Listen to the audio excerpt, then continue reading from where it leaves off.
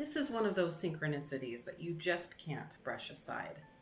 My husband chides me sometimes when I tell him about related content that randomly pops up on YouTube that happens to align with my current life experiences. That's called the algorithm, he says. Perhaps, but what about this one? I just recently recorded a reflection about a week ago about the increase in physical sensations, heightened physical senses, which I attributed to ascension. It came up in a conversation with a friend 2 days ago as well. We have been feeling moved beyond description at sights, smells, tastes, sounds, and feelings. We talked about how much we appreciate our bodies as our very own personal earth ships to experience this amazing planet.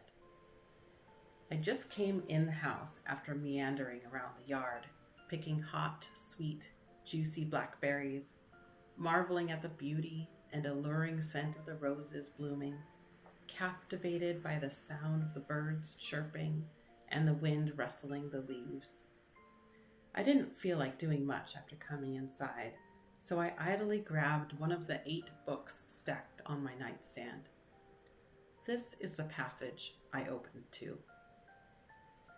The delight of the physical. All of your struggles towards consciousness takes place in the physical body. Because you have been trained to keep your attention away from body sensations and body awareness, you are missing the incredible, empowering energy that moves through it. You no longer experience the legitimate delight of feeling all the different parts of your wholeness moving through you. And because you do not feel what is inside you, you have cut yourself off from feeling the presence of God. God is an energy field of alive, conscious awareness, pulsating and singing with life force, and your body is part of that wholeness. Many of you hang on, hoping to get through your life without really feeling. You are afraid that when you start to feel, you will feel your guilt, your losses, death, pain, and tears, all the anguish you have tried to avoid. But I have told you from the very beginning, be careful about not wanting to feel. The spigot is either on or it's off, and if it's off, you're not going to allow yourself to feel anything. But if you are willing to feel fully now, marvelous things can happen. Yes, some of the painful feelings will arise, but so will the exhilarating bliss of God, and I assure you that it is worth the risk. My friends, please hear me. You are the light. You come from light. You will always be an extension of light.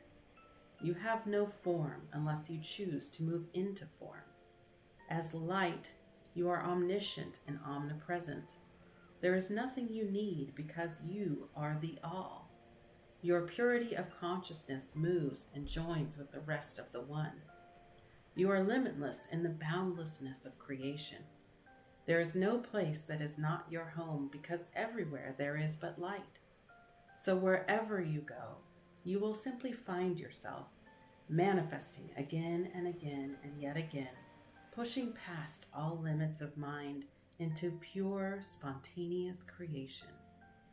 The small, limited self dies before the expansive explosion of your being.